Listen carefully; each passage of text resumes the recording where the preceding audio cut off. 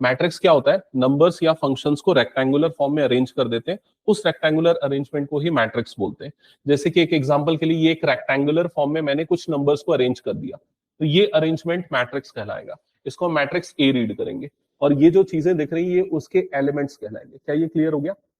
अब मैट्रिक्स को generally capital letter से डिनोट किया जाता है, जैसे कैपिटल ए, और उसके अंदर में जो एलिमेंट्स आते हैं उनको स्मॉल लेटर से डिनोट किया जाता है, जैसे यहां पर देखा small a11, small a12, a13, इस तरीके से। क्लियर हुआ ये चीज?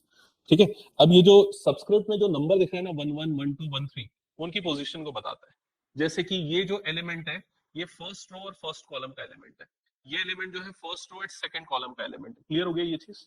तो अगर आप यहाँ पर ऑब्जर्व करोगे तो इसमें कितनी रोज है, अभी जो ये आपने पूरा रिप्रेजेंटेशन देखा, इसमें नंबर ऑफ रोज कितनी है? 1, 2, 3 and so on up to m. So we have m number of rows. कितने कॉलम्स है? So 1, 2, 3 and n. So we have n number of columns. Clear?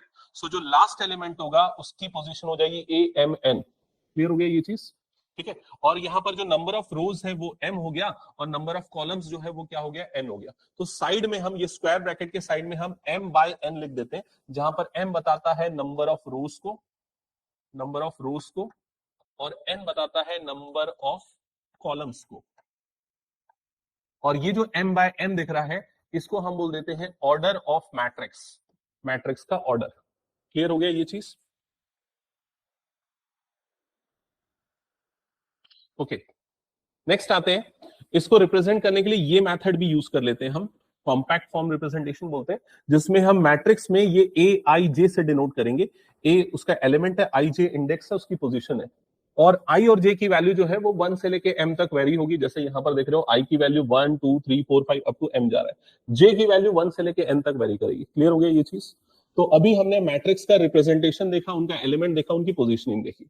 आगे बढ़ते हैं, नेक्स्ट टाइप ऑफ मैट्रिक्स पे आते हैं। तो हेडिंग डाला types of matrix, types of matrix, types of matrix. उसके पहले मैं एक यहां पर एक मैट्रिक्स लिख रहा हूं, A इज इक्वल टू 1, 2, 5, 7, 2, 8। मुझे बताओ इस मैट्रिक्स में कितने रोज हैं और कितने कॉलम्स हैं? 3 रोज एंड 2 कॉलम्स। तो इसका ऑर्डर क्या है? 3 क्रॉस 2 या 3 बाय 2। क्या ये क्लियर हो गया? तो अगर हम मैट्रिक्स का टाइप डिस्कस करेंगे तो सबसे पहले तो उसके ऑर्डर के हिसाब से ही होगा, उसमें कितने रोज है और कितने कॉलम्स है। तो जो सबसे फर्स्ट टाइप है मैट्रिक्स का वो है रो मैट्रिक्स। तो लिखना रो मैट्रिक्स, रो मैट्रिक्स। तो किसी भी मैट्रिक्स को रो मैट्रिक्स बोलेंगे if it has only one row, if it has only one row. Example के लिए मैट्रिक्स ए मैंने ले लिया और इसके एलिमेंट ले लिए 1, 2, 5, 7, तो ये एक रो मैट्रिक्स हो गया। अच्छा, इसका ऑर्डर क्या है लिख के बताओ, साइड में इसका ऑर्डर लिखो। यहां पर ऑर्डर क्या आएगा? 1, 1/4 या 1 क्रॉस 4। क्लियर हो गया ये चीज? सो जो भी रो मैट्रिक्स होगा आइडियली उसका ऑर्डर 1/n के फॉर्म में होगा। n can be any number, but ये वाली वैल्यू हमेशा क्या होगी? 1 होगी। क्लियर? सेकेंड टाइप में आते हैं, उसका नाम है कॉलम मैट्रिक्स, कॉलम मैट्रिक्स। तो नाम से ही क्लियर है, इसमें सिंगल कॉलम होगा। फॉर एग्जाम्पल 3, 2, 7, अगर मैंने ये एक मैट्रिक्स लिखा, ये कॉलम मैट्रिक्स है, इसका ऑर्डर क्या होगा? इसका होगा 3/1, 3 into 1। करेक्ट? तो जो भी कॉलम मैट्रिक्स होगा उसमें सिर्फ एक कॉलम होगा और उसका ऑर्डर होगा m/1, m/1। So number of rows can be anything, but number of columns will be only 1. Done? Next type पे आते हैं, नेक्स्ट लिखना स्क्वायर मैट्रिक्स, स्क्वायर मैट्रिक्स।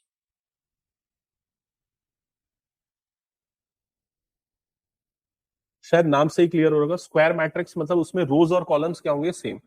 जैसे एक एग्जांपल ले लेते हैं, मान लो एक मैट्रिक्स ए हो गया, इसके एलिमेंट है 1, 2, 5, 7, 2, 1, 3, 2, 8। ठीक है, तो इसमें कितने रोज हैं? 3। कितने कॉलम्स हैं? 3। तो ये 3/3 का स्क्वायर मैट्रिक्स हुआ। क्लियर हो गया ये चीज? तो स्क्वायर मैट्रिक्स में m और n सेम होगा, m और n सेम होगा।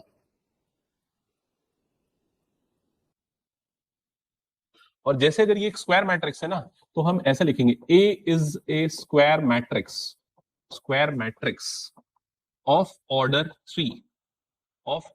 3 इसको रीड करने का तरीका बस मैं बता रहा हूं। अगर कोई भी स्क्वायर मैट्रिक्स है तो ऑर्डर 3, ऑर्डर 2, ऑर्डर 4 ऐसा लिखा जाएगा। मतलब 3x3, 4x4, 2x2 लिखने की जरूरत नहीं है। ओनली स्क्वायर मैट्रिक्स और ऑर्डर लिख दिया, मतलब समझ में आ जाएगा वो कितने का स्क्वायर मैट्रिक्स है। क्लियर हो गया ये चीज? ठीक है। सिमिलरली एक 2x2 का अगर स्क्वायर मैट्रिक्स होगा या ऑर्डर 2 का स्क्वायर मैट्रिक्स होगा तो उसमें 2 रोज 2 कॉलम्स होंगे, -2 1 5 2। क्लियर हो गया ये चीज? सबसे छोटा स्क्वायर मैट्रिक्स किस ऑर्डर का होगा? 1। समझ में आ गया ये चीज?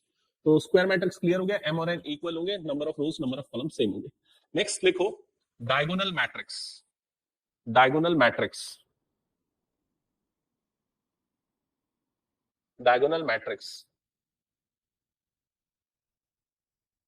It is a square matrix. Diagonal matrix एक स्क्वायर मैट्रिक्स ही है।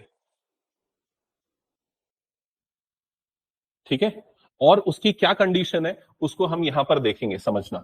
डायगोनल मैट्रिक्स एक स्क्वायर मैट्रिक्स ही है, लेकिन उसके प्रिंसिपल डायगोनल एलिमेंट को छोड़ के बाकी सारे एलिमेंट जीरो होंगे। फॉर एग्जांपल 2 5 7, मैंने ये एलिमेंट को ले लिया, बाकी सारे एलिमेंट को मैंने जीरो कर दिया, तो ये जो मैट्रिक्स आपको दिख रहा है इस मैट्रिक्स को हम क्या बोलेंगे? डायगोनल मैट्रिक्स बोलेंगे। क्लियर हो गया ये चीज? अब इसको हम कैसे डिफाइन करेंगे प्रॉपरली? तो अगर आपको याद होगा मैंने पोजीशंस बताई थी। जो पहला एलिमेंट होता है उसकी पोजीशन क्या है? 1 1। उसको हम कैसे डिनोट करते हैं? A11 से। याद आया? इस एलिमेंट की पोजीशन क्या है? A12। ये क्या हो गया? A13। क्लियर? अच्छा, ये वाले एलिमेंट की पोजीशन बताओ क्या है? A22। क्लियर हो गया? Second row second column. ये वाले एलिमेंट की पोजीशन क्या है? A33। अब एक चीज नोटिस करना, ये जो आपको एलिमेंट दिख रहे हैं इनको प्रिंसिपल डायगोनल एलिमेंट कहते हैं, जो फर्स्ट से स्टार्ट होकर लास्ट तक जाते हैं। इनकी पोजीशन में ना I और J सेम होता है। जैसे 1 1 आ गया, 2 2 आ गया, और ये क्या आ गया? 3 3 आ गया। क्लियर हुआ ये चीज? तो ये वाले एलिमेंट जो है ये नॉन जीरो होंगे, बाकी सारे एलिमेंट क्या हो जाएंगे? जीरो। तो इसको हम कैसे मैथमेटिकली डिफाइन करेंगे? हम लिखेंगे, मान लेते हैं ए कोई भी एक स्क्वायर मैट्रिक्स हो गया जिसके एलिमेंट हो गए A I J। अब हम लिखेंगे कि I और J जब इक्वल है तब A I J की वैल्यू जीरो नहीं होनी चाहिए, नॉट इक्वल टू जीरो। समझ में आ रहा कंडीशन मैंने क्या लिखा? When I is equal to J, I और J कब इक्वल होते हैं? प्रिंसिपल डायगोनल एलिमेंट के लिए। then this element should not be equal to 0, and when I is not equal to J, तो इस एलिमेंट की वैल्यू क्या होनी चाहिए? जीरो होनी चाहिए। समझ में आया इसको कैसे हमने मैथमेटिकली डिफाइन किया?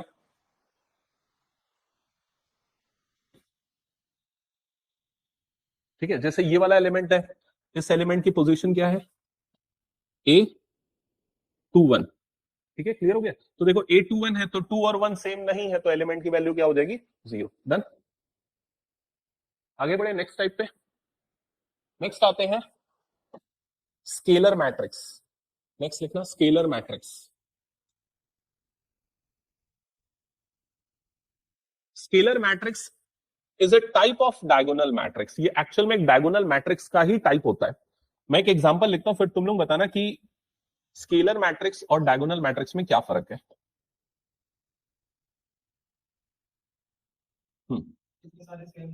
करेक्ट।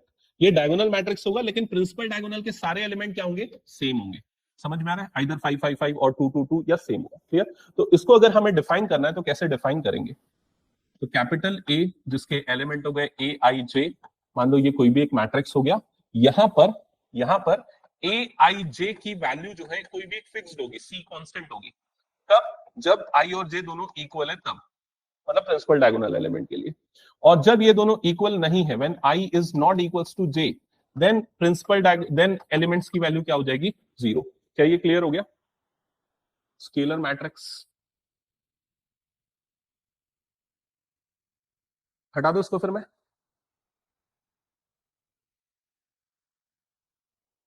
नेक्स्ट टाइप पे आते हैं। ये सबसे इंपॉर्टेंट टाइप का मैट्रिक्स है, इसको बोलते हैं आइडेंटिटी मैट्रिक्स या फिर यूनिट मैट्रिक्स। यूनिट मैट्रिक्स ये इतना इंपॉर्टेंट मैट्रिक्स है कि इसके लिए एक अलग नोटेशन यूज किया जाता है। आइडेंटिटी मैट्रिक्स या यूनिट मैट्रिक्स को कैपिटल आई से डिनोट किया जाता है। ठीक है। और हम जो अभी टॉपिक पढ़ रहे हैं, चैप्टर पढ़ रहे हैं मैट्रिक्स अलजेब्रा, तो जैसे नॉर्मल अलजेब्रा में जो 1 का काम होता है ना, वैसे ही मैट्रिक्स अलजेब्रा में आई का काम होता है। जैसे किसी भी नंबर को 1 से मल्टीप्लाई करेंगे हमें सेम नंबर मिलेगा, वैसे ही किसी भी मैट्रिक्स को आई से मल्टीप्लाई करेंगे तो हमें सेम मैट्रिक्स मिल जाएगा। क्लियर? तो आइडेंटिटी मैट्रिक्स कैसे डिफाइन होता है? तो एक्चुअल में ये डायगोनल मैट्रिक्स ही होता है, लेकिन इसके डायगोनल एलिमेंट सारे क्या हो जाते हैं? 1। मैं यहां पर लिख देता हूं आई इज इक्वल्स टू, इसके डायगोनल एलिमेंट 1 होंगे, बाकी सारे एलिमेंट इसके क्या हो जाएंगे? 0। तो ये हो गया आइडेंटिटी मैट्रिक्स। क्लियर हो गया सबको ये? ओके। अब जैसे यहां पर ध्यान दोगे, इसके पहले हमने 3 तरह के मैट्रिक्स पढ़े, scalar matrix, diagonal matrix, square matrix, और ये आइडेंटिटी। ये सारे के सारे स्क्वायर मैट्रिक्स ही है। क्लियर हो गया ये चीज? तो ये इसका ऑर्डर क्या है? 3 by 3 या 3, ऑर्डर 3 का स्क्वायर मैट्रिक्स है। तो इसको हम किससे डिनोट करेंगे? I3 से। अगर मैं लिखता हूं I2, तो आपको समझ में आ जाना चाहिए कि वो 2 by 2 का आइडेंटिटी मैट्रिक्स है। तो वो मैट्रिक्स क्या होगा बताओ? 1 0 0 1। क्या ये क्लियर हो गया? Done? अब इसको मैथमेटिकली अगर डिफाइन करना है, कैसे डिफाइन करेंगे? हम लिखेंगे ए आई जे की वैल्यू 1 होगी। कब 1 होगी? When I is equals to J. मतलब प्रिंसिपल डायगोनल एलिमेंट के लिए, इन एलिमेंट के लिए 1 होगी। और ए आई जे की वैल्यू क्या होगी? 0। कब 0 होगी? When I is not equals to J. Clear हो गया ये चीज?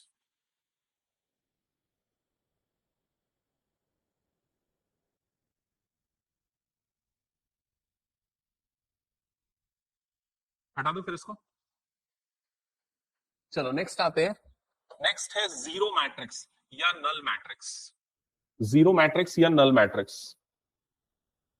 ये भी बड़ा इंपॉर्टेंट मैट्रिक्स होता है, इसलिए इसके लिए भी एक अलग नोटेशन है, कैपिटल ओ। तो कैपिटल ओ कभी भी मैट्रिक्स अलजेब्रा में दिख जाए, मतलब वो नल मैट्रिक्स है। ठीक है?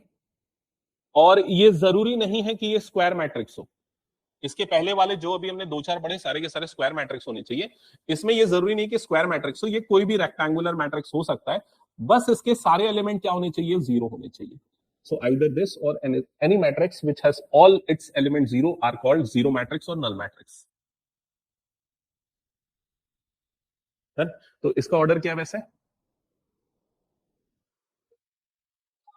2 by 3। पहले हम हमेशा नंबर ऑफ रोज को लिखते हैं, फिर हम नंबर ऑफ कॉलम्स को लिखते हैं। क्लियर हो गया ये टाइप्स? ओके।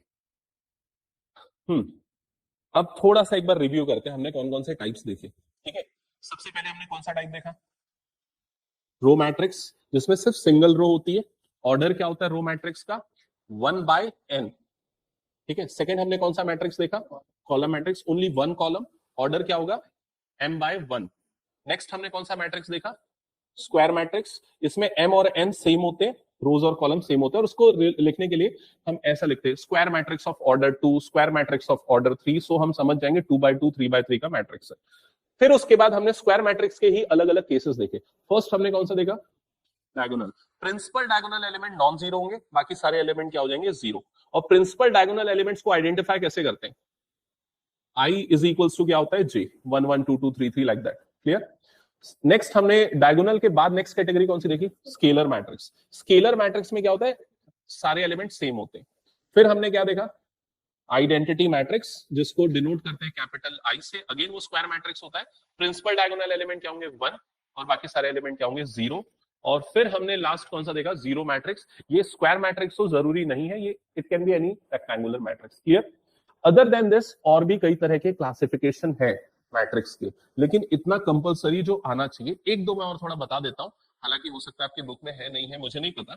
जिसमें एक आता है अपर ट्रायंगुलर मैट्रिक्स। सुन लेना, अपर ट्रायंगुलर मैट्रिक्स। अगर मान लो कोई स्क्वायर मैट्रिक्स ऐसा बने, देखो मैं इधर पे लिख रहा हूं, 1 2 5 7 0 0। एक मिनट, इस एलिमेंट को हटा देते हैं। 3 3 1 0 0, ये हो गया। अगर कोई मैट्रिक्स ऐसा बनता है जिसमें ये प्रिंसिपल डायगोनल के अपर वाले एलिमेंट नॉन जीरो है और लोअर वाले एलिमेंट जीरो है, तो ऐसे मैट्रिक्स को हम बोलेंगे upper triangular matrix. Similarly lower triangular matrix क्या होगा? लोअर वाले एलिमेंट नॉन जीरो होंगे, अपर वाले एलिमेंट क्या हो जाएंगे? 0। ठीक है? जनरली इससे बेस्ड कभी क्वेश्चन नहीं आया किसी भी बोर्ड्स के एग्जाम में, तो स्किप कर देते हैं उसको। ठीक है? चलो अब एक क्वेश्चन पूछता हूं, तुम लोग रेडी रहना, सामने देखो और आंसर बताओ क्या होगा इसका करेक्ट आंसर।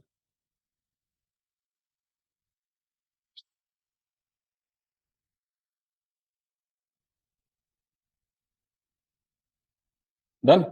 चलो अब करो आंसर। सबका सेम आंसर है दिवित?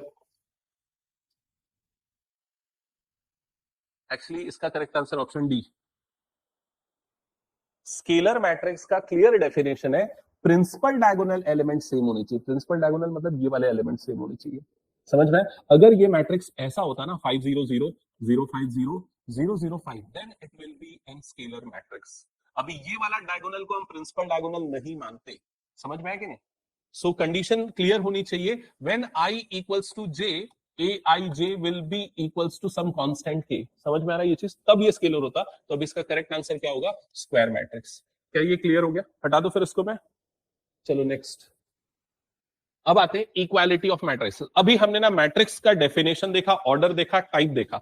अब हम मैट्रिक्स का अलजेब्रा देखेंगे, मतलब इक्वल कब होते हैं मैट्रिक्स, एडिशन कैसे होता है, सब्सट्रैक्शन कैसे होता है, मल्टीप्लिकेशन कैसे होता है, वो सब चीजें। तो सबसे पहले लिखो इक्वल मैट्रिसेस। इक्वल मैट्रिसेस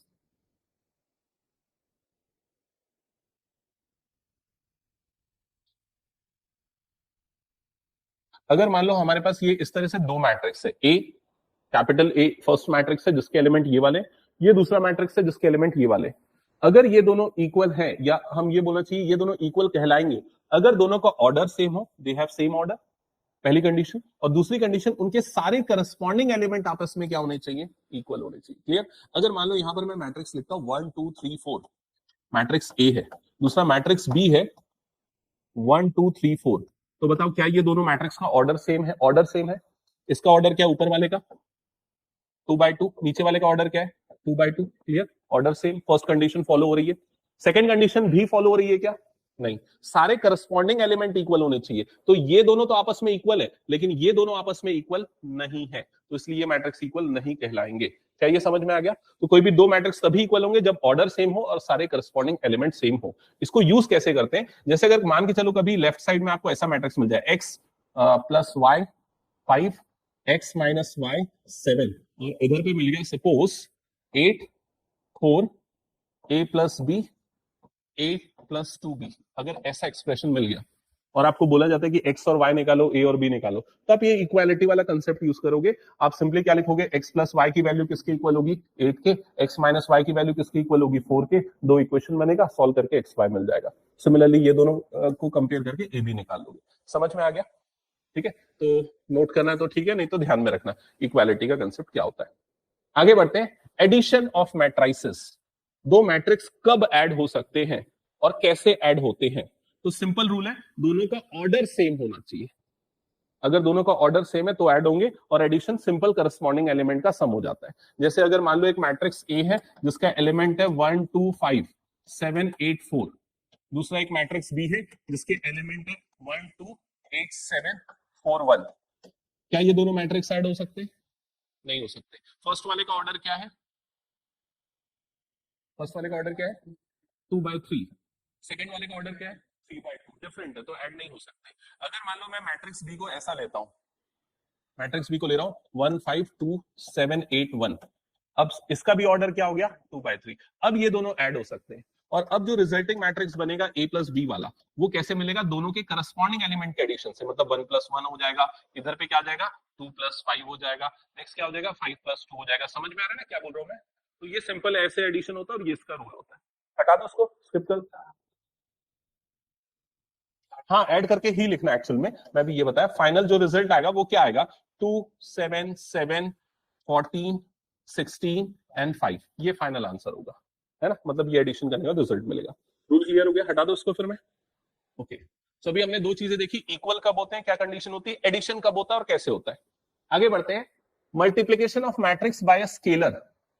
किसी मैट्रिक्स को स्केलर से कैसे मल्टीप्लाई करते हैं? क्या बोलना चाह रहा है समझो इधर पे। मान लो मैट्रिक्स ए हो गया जिसके एलिमेंट है 1 2 5 7 2 8। ठीक है, अगर बोलता है कि 2a निकालो, 2a निकालो, मतलब ये 2 स्केलर है, ए मैट्रिक्स है। समझ रहे हो ना मैं क्या बोल रहा हूँ? 2 स्केलर है, ए मैट्रिक्स है, तो 2a निकालो, तो मतलब ये 2 हो जाएगा और यहां पर मैट्रिक्स ए आ गया, लाइक दैट। क्या ये क्लियर हो गया? तो ये 2 अंदर जाएगा और सारे एलिमेंट से मल्टीप्लाई हो जाएगा। सारे एलिमेंट से मल्टीप्लाई हो जाएगा मतलब क्या बनेगा? 2 4 10 14 4 एंड 16। क्या ये क्लियर हो गया प्रोसेस? तो स्केलर मल्टीप्लिकेशन कैसे होता है? जो भी स्केलर क्वांटिटी है वो अंदर जाके सारे एलिमेंट से मल्टीप्लाई हो जाती है। हटा दो फिर इसको मैं। नेक्स्ट, नेगेशन ऑफ मैट्रिक्स, तो नेगेशन ऑफ मैट्रिक्स में कुछ नहीं है। अगर मान लो अगर आपके पास कोई एक मैट्रिक्स है 1 2 -5 -3 2 -7, अगर आपको माइनस ए निकालना है, इसका नेगेशन करना है, नेगेटिव मैट्रिक्स निकालना है, तो कुछ नहीं करना पड़ेगा, माइनस से मल्टीप्लाई कर देना हर एक एलिमेंट को, तो क्या हो जाएगा -1 -2 5 3 2 3 -2 एंड 7। क्या ये क्लियर हो गया? हटा दो फिर इसको मैं। मैट्रिक्स का सब्सट्रैक्शन कैसे होगा वो भी क्लियर हो गया ना। अगर मान लो ये मैट्रिक्स बी लेता हूं मैं 1 2 5 7 2 8, और अगर क्वेश्चन में बोला जाता है a माइनस बी कैलकुलेट करो, तो क्या होगा a minus b 1 -1 2 -2 -5 -5 like that. Clear हो गया ये चीज? ओके, आगे बढ़ते हैं नेक्स्ट। अब कुछ सिंपल क्वेश्चन करते हैं जो जो चीजें हमने पढ़ी उस पे बेस्ड। तो ये है सबसे फर्स्ट क्वेश्चन। आपको सामने एक मैट्रिक्स दिख रहा है, इस मैट्रिक्स का पहले नंबर ऑफ रोज बताओ कितने हैं? 3। नंबर ऑफ कॉलम्स कितने हैं? 4। इसका ऑर्डर क्या होगा? 3/4। नंबर ऑफ एलिमेंट्स कितने होंगे? तो जो ऑर्डर आया उनको मल्टीप्लाई कर दो तो कितना हो जाएगा? 12। So total we have 12 elements. Write the elements A13। तो A13 वाला एलिमेंट कौन सा होगा इनमें से? 19। तो ये A13 वाला एलिमेंट हो गया। A24 वाला एलिमेंट कौन सा होगा? A24 वाला एलिमेंट ये हो गया। समझ गया ना क्या करने बोल रहा है इसमें? सिंपल, स्किप कर दो फिर इसको मैं। नेक्स्ट आगे बढ़ते हैं। ये क्वेश्चन थोड़ा पढ़ो समझो और ट्राई करो आंसर करने।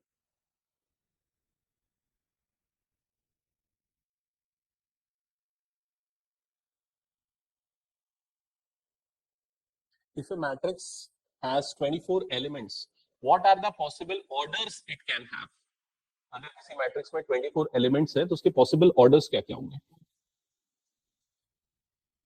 अब देखो इसमें एकदम एक्यूरेट आंसर चाहिए मुझे। ये बताओ 5 होंगे, 7 होंगे, 8 होंगे, कितने होंगे? टोटल 6 मैट्रिक्स बन सकते हैं which can have 24 elements. Correct, final. और कोई आंसर? क्योंकि ये पूरे क्वेश्चन एमसीक्यू 1 मार्क वाले क्वेश्चन है। सो देखो कैसे डिसाइड करना है कि कितने मैट्रिक्स बनेंगे। तो 24 एलिमेंट वाले मैट्रिक्स कितने बनेंगे, तो उसके लिए 24 के फैक्टर्स निकालो। तो सबसे पहला फैक्टर क्या होगा? 2/12। नेक्स्ट क्या हो जाएगा? 12/2। ठीक है, 4 6 6 4 और 3 8 8 3। That's it.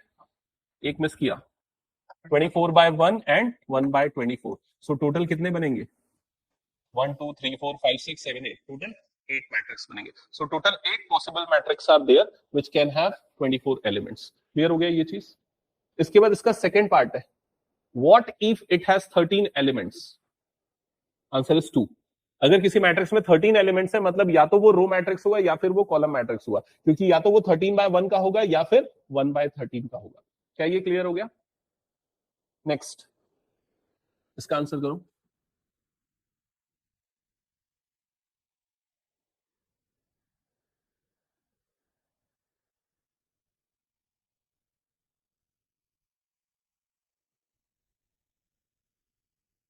One two three, हाँ 6।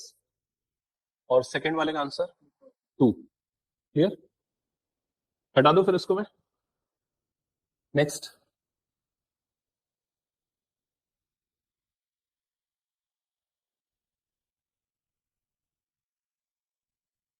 construct a 2/2 matrix whose elements are given by this। सो आपको एक 2/2 का मैट्रिक्स कंस्ट्रक्ट करना है। सपोज मैट्रिक्स ए हो गया, 2/2 का मतलब उसके element A11 A12 A21 A22, ये उसके एलिमेंट्स होंगे। मतलब ये एलिमेंट्स आइडेंटिफाई करना है। करेक्ट। और आपको एलिमेंट की वैल्यू कैसे कैलकुलेट करनी वो दिया हुआ है। ठीक है, तो आपको कुछ नहीं करना है। जैसे AIJ जो है ना, उसमें I और J दोनों की वैल्यू पुट कर दो। I1 पुट करो, J1 पुट करो, तो क्या मिल जाएगा? A11 मिल जाएगा। वो कितना आ जाएगा? 2/2। 1 + 1 2, 2/2 मतलब ये आ गया 2। क्लियर हो गया ये चीज? मतलब ये एलिमेंट कितना हो गया? 2। क्लियर। सिमिलरली A12 क्या आएगा बताओ? A12 तो I की जगह पे 1 डाल दो, J की जगह पे 2 डाल दो। 1 + 2 3, 3 का स्क्वायर 9, तो ये A12 की वैल्यू कितनी आ जाएगी? 9/2। ठीक है, तो ये वाला एलिमेंट कितना आ जाएगा? 9/2। नेक्स्ट A21 कितना आएगा? अगेन सेम आएगा, वो भी 9/2। और A22 कितना आ जाएगा? 2 + 2 4, 4 का स्क्वायर 16/2 मतलब 8, तो ये आ जाएगा 8। तो फर्स्ट वाला जो मैट्रिक्स होगा उसका आंसर क्या होगा? 2, 9/2, 9/2 एंड 8, ये आएगा आंसर। क्या ये समझ गए क्या करना है? चलो लास्ट वाला बताओ मुझे क्या होगा मैट्रिक्स।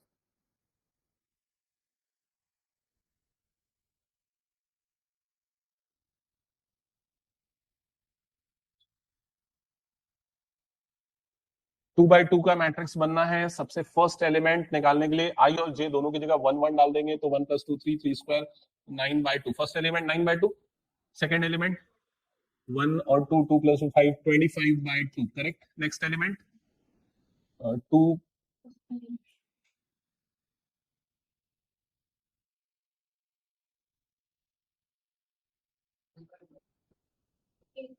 करेक्ट 8। 2 1, आई की जगह पे 2, जे की जगह पे 1 पुट करना है ना। सो लास्ट 2 2 4 + 2 6 6 30 18, 18 आएगा, करेक्ट।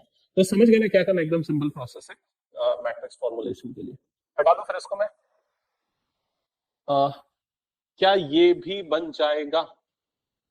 Construct 3/4 matrix. 3/4 मैट्रिक्स बनाना है, मतलब जो मैट्रिक्स के एलिमेंट्स होंगे उसमें 3 रोज और 4 कॉलम्स होंगे। क्लियर हो गया?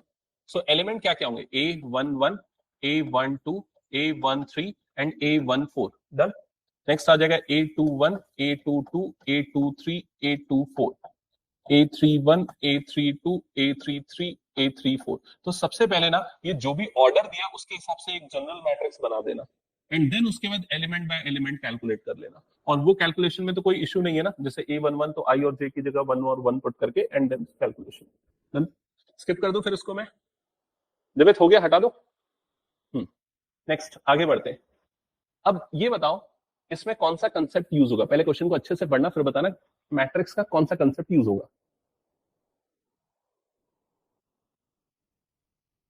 Find the values of x y and z. Equality वाला कंसेप्ट। अगर कोई दो मैट्रिक्स इक्वल है तो सारे करस्पॉन्डिंग एलिमेंट्स क्या हो जाएंगे? इक्वल। सो यहां से क्लियर है, y इज इक्वल टू कितना हो जाएगा? 4, z इज इक्वल टू कितना हो जाएगा? 3, x इज इक्वल टू 1 और 5 इक्वल टू 5। सिमिलरली ये वाला सॉल्व कर लोगे। सेकंड सॉल्व करो, एक्स वाई जेड बताओ क्या क्या आएगा।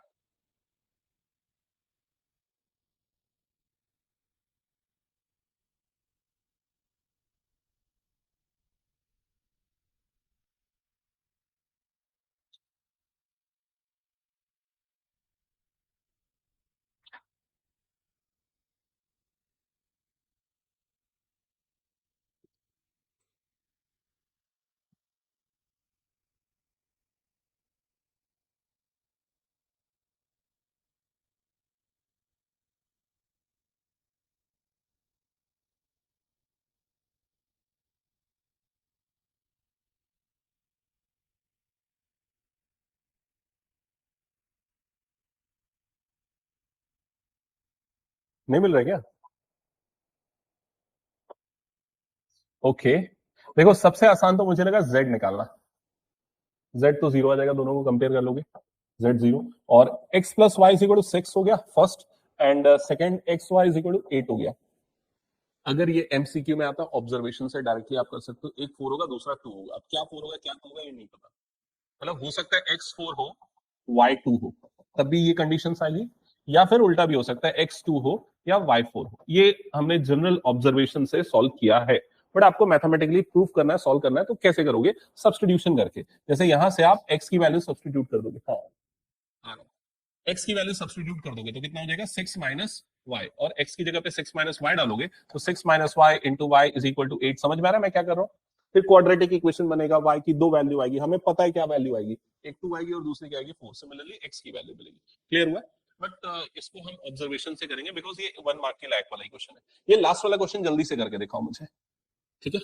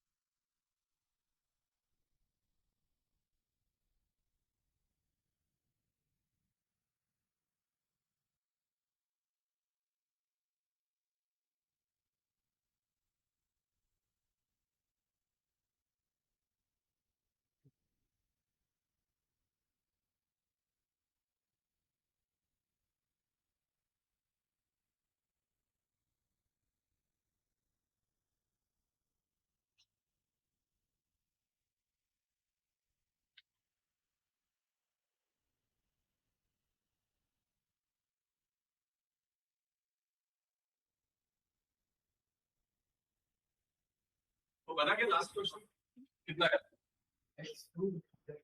इसको स्मार्ट वर्क से सॉल्व किया कि नहीं पहले ये बताओ। हाँ, जैसे x प्लस जेड कितना है 5, तो यहाँ पर x और z, x प्लस जेड को रिप्लेस कर देना 5 से, तो ये क्या हो जाएगा y plus 5 is equal to कितना हो जाएगा 9। समझ में मैंने क्या तरीका बताया? तो y की वैल्यू कितनी हो जाएगी 4, and then y plus z कितना है 7, तो y प्लस जेड को रिप्लेस कर देना 7 से, तो ये 7 हो गया, तो x की वैल्यू कितनी आ जाएगी 2। क्लियर? अब x2 मिला तो फिर थर्ड निकाल लेना, क्या बन गया z बन गया, तो z कितना आ रहा है 3। ये क्लियर हो गया? तो अभी तक जो मैंने बताया ना उसमें एक ये वाला क्वेश्चन है जो कई बार प्रीवियस ईयर में आया हुआ है कई बोर्ड्स में, ठीक है, तो हटा दो फिर इसको मैं। चलो नेक्स्ट, आई थिंक ये भी सॉल्व कर लोगे। दो इक्वेशंस बनेंगी। सबसे फर्स्ट इक्वेशन क्या बन जाएगी, a minus b is equals to -1 और 2a minus b is equal to 0। Then वो तो बच्चों वाला चीज है, फिर कर लोगे सब्स्टिट्यूशन एलिमिनेशन। स्किप कर दो फिर इसको मैं। ओके नेक्स्ट आगे बढ़ते हैं। हाँ, इस पे आते हैं। इसका आंसर चाहिए, जल्दी नहीं चाहिए, एक्यूरेटली चाहिए, ठीक है, तो आराम से समझो सोचो फिर आंसर देना।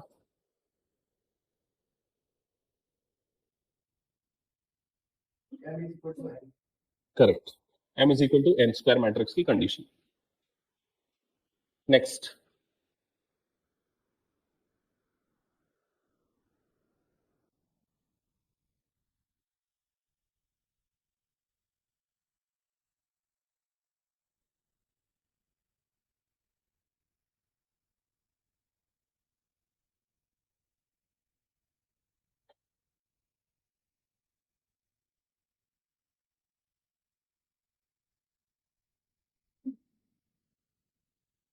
ओके बाकी लोग भी अपने आंसर्स बताओ।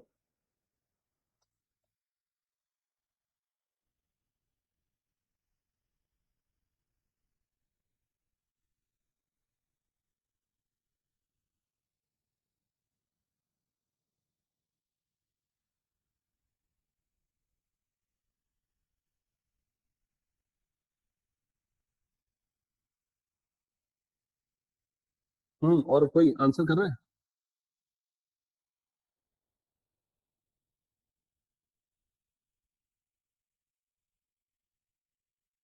हाँ बोल दे। दो आंसर मिले, बी और सी। नॉट पॉसिबल, नॉट पॉसिबल, हाँ नॉट पॉसिबल करेक्ट है। बिकॉज अगर ये वाली कंडीशन को सॉल्व करोगे तो y इक्वल टू 7 मिलेगा, इन दोनों को सॉल्व करोगे y इक्वल टू 7 मिलेगा। Okay fine. इस कंडीशन को सॉल्व करोगे तो x की वैल्यू कितनी मिल जाएगी, -7/3, और इस कंडीशन को सॉल्व करोगे तो x की वैल्यू कितनी मिलेगी, -2/3। तो x की दो अलग अलग वैल्यूज मिल रही है, तो इसलिए हम ये वाली वैल्यू को अगर सेलेक्ट करते हैं तो गलत हो जाएगा, बिकॉज -2/3 डालने पे okay this element will be equal to this element, but ये वाले एलिमेंट आपस में इक्वल नहीं होंगे ना, ठीक है, तो इसका करेक्ट आंसर होगा नॉट पॉसिबल। हटा दो फिर इसको मैं। चलो नेक्स्ट। हाँ, ये जो क्वेश्चन है, इस टाइप के क्वेश्चन अलग अलग तरीके से फॉर्म करके पूछे गए डिफरेंट एग्जाम्स में, तो मेक श्योर ये बनने चाहिए। पहले अच्छे से पढ़ो क्वेश्चन को।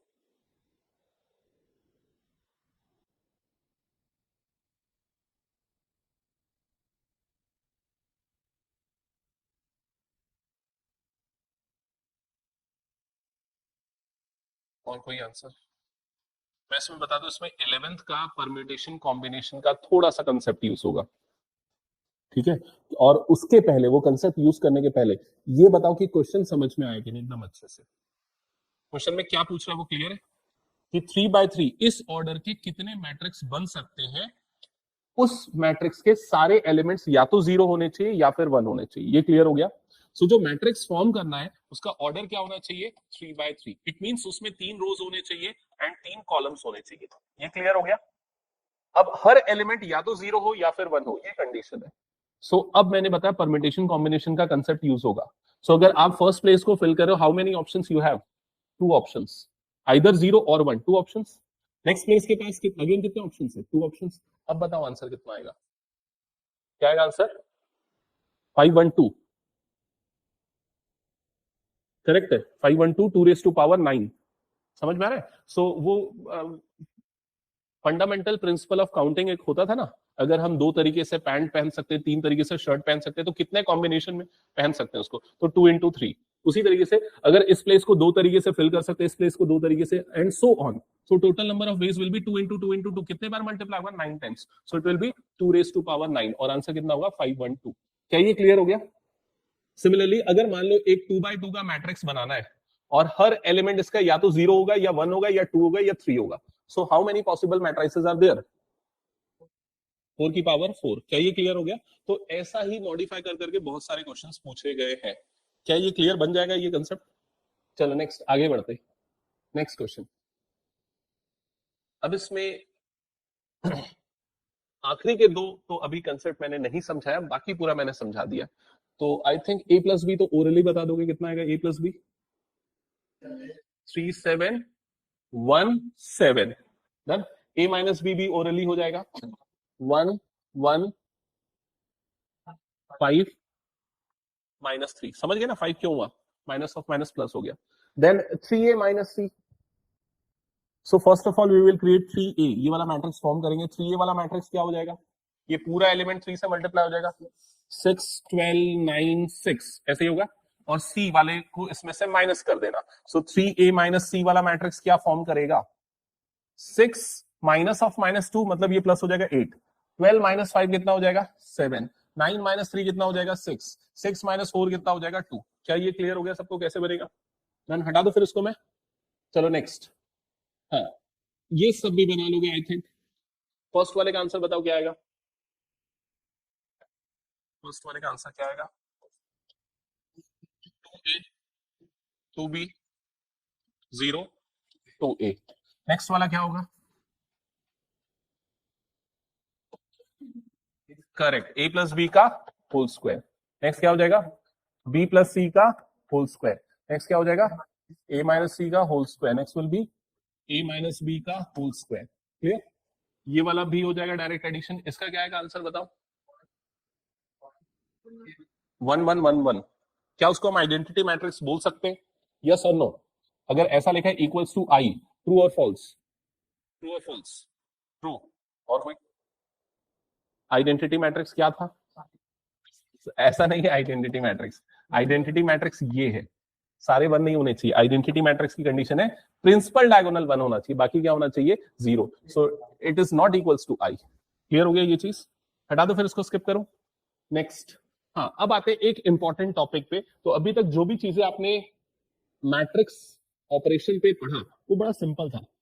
अब जो टॉपिक मैं बताने वाला वो थोड़ा सा हो सकता है आपको डिफिकल्ट लगे. ठीक है, तो हेडिंग डालो multiplication of matrices. Multiplication of matrices.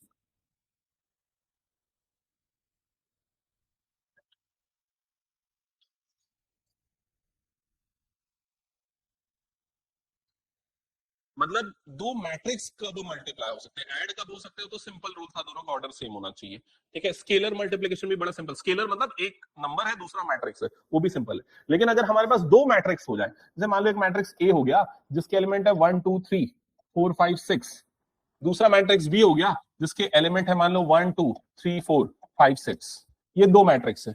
क्या ये दोनों मल्टीप्लाई हो सकते हैं? यस और नो. ये चीज अभी मैं बताया नहीं हूं ना, हो सकते कि नहीं. ठीक है, यस और नो ये हम पहचानेंगे. और होगा तो कैसे मल्टीप्लाई होगा ये पहचानेंगे. समझ गए? हो सकता है किसी को पहले से पता हो, कोई बात नहीं, एक बार देखते जाना. तो अगर कोई भी हमारे पास मैट्रिक्स ए है और दूसरा मैट्रिक्स बी है, तो उनके मल्टीप्लीकेशन का रूल क्या समझो. ए का ऑर्डर अगर m बाय n है, बी का ऑर्डर अगर p बाय q है, तो यहां पर ये दोनों चीजें सेम होनी चाहिए, तभी a इंटू बी पॉसिबल होगा, तभी दोनों का मल्टीप्लीकेशन पॉसिबल होगा. मैंने क्या बोला समझ में आया? जो पहले मैट्रिक्स आ रहा है उसके नंबर ऑफ कॉलम्स और जो बाद में मैट्रिक्स आ रहा है उसके नंबर ऑफ रोज सेम होने चाहिए, तभी दोनों का मल्टीप्लीकेशन पॉसिबल है. क्लियर हो गया ये चीज? और जब मल्टीप्लाई होगा तब भी आपको एक मैट्रिक्स ही मिलेगा, तो जो रिजल्टिंग मैट्रिक्स होगा उसका ऑर्डर क्या होगा? तो उसका ऑर्डर ये बचे हुए एलिमेंट से डिसाइड होगा. तो वो कितना हो जाएगा? m बाय q होगा. क्या ये समझ में आ गया सभी को? तो इस जो जैसा मैंने लिखा है ना वैसे ही लिख लो, जैसा मैंने लिखा है ऐसे ही लिख लो, और शॉर्ट में लिखना if n is equal to p, तभी ये वाली चीज पॉसिबल होगी. और कैसे होगी वो समझा दिया हमने.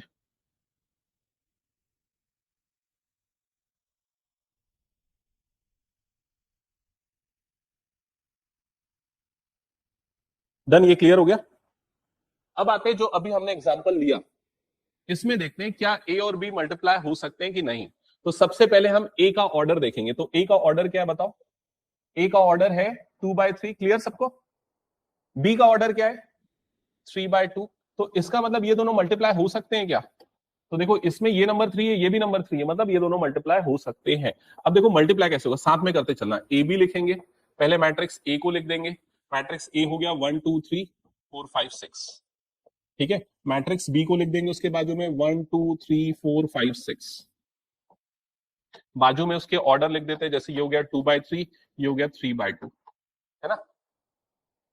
यहां तक क्लियर? अच्छा, किसी को पहले से पता है कि ये कैसे होता है मल्टीप्लाई? पता है? और किसी को? चलो, बाकी लोगों को नहीं पता तो ध्यान से सुनना। मल्टीप्लाई हो सकता है कि नहीं, वो रूल हम कैसे डिसाइड करते हैं? ये दोनों चीजें सेम होनी चाहिए। क्लियर हो गया? जो रिजल्टिंग आएगा उसका ऑर्डर भी हमें पता चल जाता है पहले ही, 2/2 होने वाला है। अब वो बनेगा कैसे, तो थोड़ा ध्यान से समझना। सबसे पहले हम इसकी फर्स्ट रो को इसके फर्स्ट कॉलम से मल्टीप्लाई करेंगे, जिससे हमको फर्स्ट एलिमेंट मिलेगा। कैसे मल्टीप्लाई होगा? देखो, ये नंबर मल्टीप्लाई होगा 1 से, तो क्या आ जाएगा यहाँ पर 1 × 1। क्लियर हो गया? अगला एलिमेंट इससे मल्टीप्लाई होगा तो +2 × 3। क्लियर हो गया? ये मल्टीप्लाई होगा इससे, तो क्या आएगा +3 × 5। क्या यहां तक क्लियर हुआ? ये पूरा का पूरा मिलके फर्स्ट एलिमेंट बनाएगा। ये पूरा का पूरा मिलके फर्स्ट एलिमेंट बनाएगा, ठीक है। अब सेकंड एलिमेंट फॉर्म करने के लिए क्या मल्टीप्लाई होगा? इसका फर्स्ट रो इसके सेकंड कॉलम से मल्टीप्लाई होगा। बताओ क्या बनेगा? 1 × 2, देन +2 × 4, देन +3 × 6। क्या ये समझ में आ गया? तो हमें उसका सेकंड एलिमेंट मिलेगा। क्या ये क्लियर हो गया? इसके बाद नेक्स्ट क्या होगा? इसके बाद नेक्स्ट ये वाला रो मल्टीप्लाई होगा इन दोनों कॉलम से। पहले इससे मल्टीप्लाई होगा, पहले इससे मल्टीप्लाई होगा, तो बताओ रिजल्टिंग एलिमेंट क्या मिलेगा? 4 × 1 +5 × 3 +6 × 5। क्या ये क्लियर हो गया? देन वो मल्टीप्लाई होगा इस वाले कॉलम से, तो क्या मिलेगा? 4 × 2 +5 × 4 +6 × 6। क्या ये क्लियर है कैसे होगा मल्टीप्लिकेशन? अब देखो इसके पीछे भी पूरी स्ट्रैटेजी है। जैसे देखो यहां पर ना, ये वाला जो एलिमेंट है ये A11 है ना, तो ये एलिमेंट देखो फर्स्ट रो और फर्स्ट कॉलम के प्रोडक्ट से बना है। ये एलिमेंट क्या है? A12, तो ये फर्स्ट रो और सेकंड कॉलम के प्रोडक्ट से बना है। ये एलिमेंट क्या है? A21, तो मतलब second row and first column के प्रोडक्ट से बना है। समझ में आ रहा है कि नहीं? ये चीज कंप्लीट करो ये मल्टीप्लिकेशन, और ये मल्टीप्लिकेशन हो गया तो फिर B × A बताना क्या ये पॉसिबल है या नहीं, और पॉसिबल है तो रिजल्ट क्या आएगा वो सब निकालना। ठीक है, जल्दी करो कैलकुलेशन।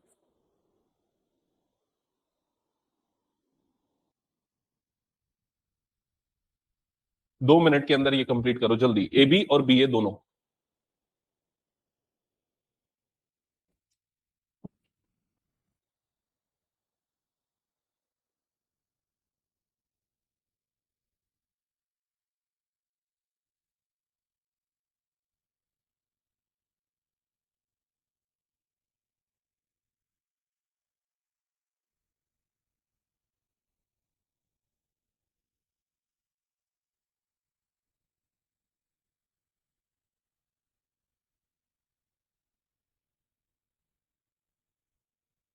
जल्दी बना।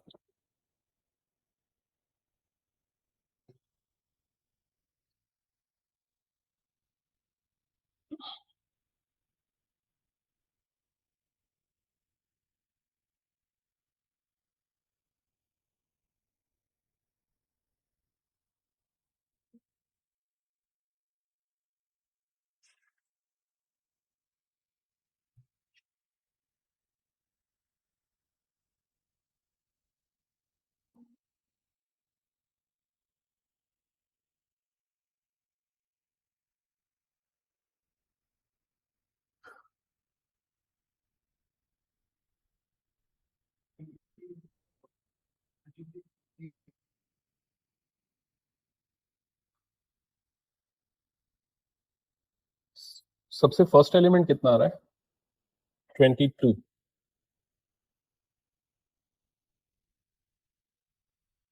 नेक्स्ट क्या आ रहा है? 28।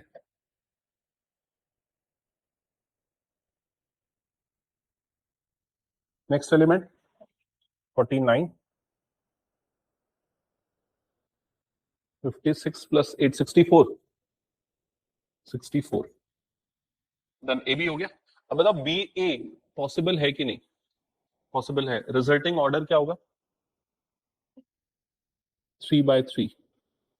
हाँ सही है, सॉल्व करो आगे। वैभवी क्लियर नहीं हुआ? मैं क्या बोल रहा हूँ, बी इंटू ए, क्या ये पॉसिबल है या नहीं? तो मैट्रिक्स बी को हम पहले लिख देंगे। मैट्रिक्स बी क्या हो गया? 1 2 3 4 5 6। देन मैट्रिक्स ए को लिख देंगे। ए क्या हो गया? 1 2 3 4 5 6। क्लियर? अब मैट्रिक्स बी का ऑर्डर क्या है? तो मैट्रिक्स बी का ऑर्डर है 3/2। ए का ऑर्डर क्या है? 2/3। क्या ये चीज क्लियर हो गई? तो अब ये दोनों नंबर सेम है, मतलब इन दोनों का मल्टीप्लीकेशन पॉसिबल है। और जो रिजल्टिंग मैट्रिक्स बनेगा उसका ऑर्डर क्या बन जाएगा? 3/3। वो तुमको निकालना है।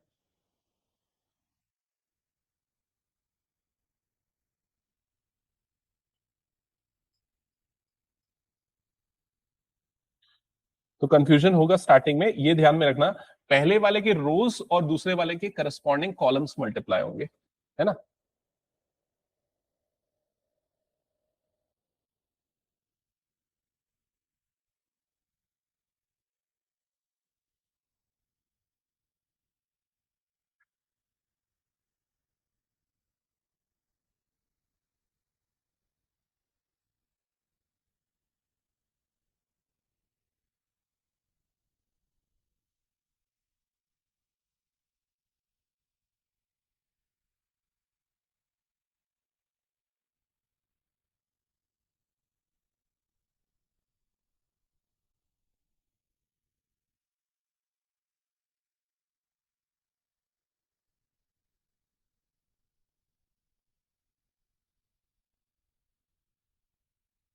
आगे क्या? Okay, so first element will B 9, second 12, 2 plus 10 12, correct? Next 3 plus 12 15, next 3 plus 16 19, next 6 plus 20 26, next 9 plus 24 33, हाँ, next 5 plus 24 29, next 10 plus 30 40, next 15 plus 60 41, क्या 15 plus, हाँ 51 51 डन। यही आया? क्लियर हो गया ना सबको कैसे करना है? कोई डाउट तो नहीं? ओके चलो, अब रिजल्टिंग जो क्वेश्चन, जो कुछ क्वेश्चन है देखते जाना एक बार। मैट्रिक्स मल्टीप्लिकेशन पे बेस्ड। मुझे बताओ, क्या ये दोनों मैट्रिक्स मल्टीप्लाई हो सकते हैं या नहीं? पहले सिर्फ इतना बताओ, क्या ये दोनों मल्टीप्लाई हो सकते हैं या नहीं? कैसे डिसाइड करते हैं हम? पहले इसका ऑर्डर लिखते हैं। इसका ऑर्डर क्या होगा? 2/2। इसका ऑर्डर क्या होगा? 2/2। अब इन ये दोनों नंबर सेम हो गए, मतलब दोनों का मल्टीप्लिकेशन पॉसिबल है। और जो रिजल्टिंग मैट्रिक्स होगा उसका ऑर्डर भी क्या होगा? 2/2। क्या ये क्लियर हो गया? इसका ऑर्डर बताओ क्या है? 3/1। और इसका ऑर्डर क्या है? 1/3। तो ऑब्वियसली ये दोनों का मल्टीप्लिकेशन पॉसिबल है। और रिजल्टिंग मैट्रिक्स का ऑर्डर क्या होगा? 3/3। क्या ये क्लियर हो गया? वो कैसे फॉर्म होगा एक बार देख लेना। ये फर्स्ट रो फर्स्ट कॉलम से मल्टीप्लाई होता है, ये नंबर कितना बन जाएगा? 2। फर्स्ट रो मल्टीप्लाई होगा सेकंड कॉलम से, तो ये नंबर कितना बन जाएगा? 3। फर्स्ट रो मल्टीप्लाई होगा थर्ड कॉलम से, तो ये नंबर कितना बन जाएगा? 4। क्या ये क्लियर हो गया? देन फिर ये पूरा सबसे, क्या ये क्लियर है? ओके, बताओ ये दोनों का मल्टीप्लिकेशन पॉसिबल है या नहीं? इसका ऑर्डर क्या है? 2/2। और इसका ऑर्डर क्या है? इसका ऑर्डर क्या है? 2/3। तो ये दोनों नंबर सेम है, तो मल्टीप्लिकेशन पॉसिबल है। रिजल्टिंग ऑर्डर भी क्या होगा? 2/3। ओके, अच्छा मेरा एक क्वेश्चन है, क्या मैट्रिक्स मल्टीप्लिकेशन एक कम्यूटेटिव ऑपरेशन है? कम्यूटेटिव ऑपरेशन समझते हो क्या होता है? कम्यूटेटिव ऑपरेशन मतलब जैसे 2+3 और 3+2 सेम होता है ना? 2+3 और 3+2 सेम होता है। वैसे 2 into 3 और 3 into 2 सेम होता है, मतलब अगर ऑर्डर बदल दें तो भी रिजल्ट सेम मिलता है। तो क्या मैट्रिक्स में ऐसा पॉसिबल है कि A into B और B into A सेम मिलेगा? क्या ये दोनों सेम होगा? तो आंसर है नहीं। अभी हमने पिछले एग्जांपल में देख लिया, ए बी का ऑर्डर कुछ और आ रहा था, बी ए का ऑर्डर कुछ और आ रहा था। तो मैट्रिक्स मल्टीप्लिकेशन एक कम्यूटेटिव ऑपरेशन नहीं है। डन। तो ये सारा आइडेंटिफाई कर लोगे ना, कौन सा मल्टीप्लाई होगा कौन सा नहीं होगा। ठीक है, चलो बाकी हम प्रैक्टिस करेंगे बाद में। कुछ क्वेश्चंस हैं, प्रैक्टिस क्वेश्चंस हैं, जो मैं तुम लोगों को फिलहाल दे देता हूं, जो अभी तक के पढ़े हुए टॉपिक से सॉल्व कर सकते हो आई थिंक। ठीक है, इसमें मैं बताता हूं कौन कौन से क्वेश्चंस कर सकते हो। जैसे क्वेश्चन नंबर 4, सारे तो नहीं क्योंकि ये पूरे चैप्टर के हैं, इस चैप्टर के मैट्रिसेस के, तो जो टॉपिक अभी तक हमने पढ़ा है उसके क्वेश्चंस मैं टिक करवा रहा हूं। क्वेश्चन नंबर 4 दिख रहा है ना, सेक्शन ए का, जिसमें एक्स और वाई की वैल्यू निकालना है, ये सॉल्व कर लोगे। नेक्स्ट क्वेश्चन नंबर 6 में लेफ्ट साइड में मैट्रिक्स का मल्टीप्लीकेशन करना है, फिर इक्वालिटी अप्लाई कर देना है, समझ गए ना। Question number